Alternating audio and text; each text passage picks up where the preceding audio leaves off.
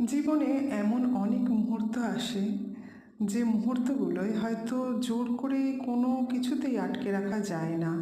সে কোনো ব্যক্তি হতে পারে, সে কোনো পাখি হতে পারে, সে কোনো পোষ্য হতে পারে, যা কিছু হতে পারে। ধরুন কেউ আপনাকে পছন্দ করছে না, এমন তো কোনো ব্যাপার না যে আপনি জোর করে তাকে ধরে রাখবেন। দম বন্ধ করা অস্বস্তিকর পরিবেশের থেকে মুক্ত করে রাখা অনেক ভালো। এই পাখিগুলোকে দেখুন, কোনো জোর করে দম বন্ধ করে রাখা নেই, এরা মুক্ত হয়ে উড়ে যাচ্ছে, কিন্তু এদের বাইরে আনাটা নিরাপদ নয়। বাইরে কত রকম কাক, বাজ, কত রকম পাখি আছে, এদেরকে ঠুকরে মেরে ফেলতে পারে। তার থেকে ওরা এখানে বেশ ভালো আছে, তাই না?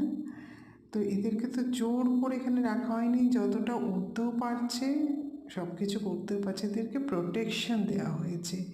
সেরকমই মানুষের জীবনেও তাই, সব কিছু জোর করে ধরে বেঁধে হয়তো হয় না।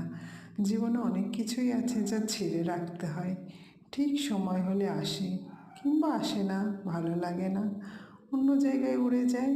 যাক না, যে যাতে শান্তি পায়, ভালো থাকে, থাকুক। তার জন্য আপনার মন কষাকষি করে, রাগ করে, মন খারাপ করে বসে থাকতে হবে না। আপনি নিজের মতন ভালো থাকুন না। কত কি আছে ভালো থাকার মতো।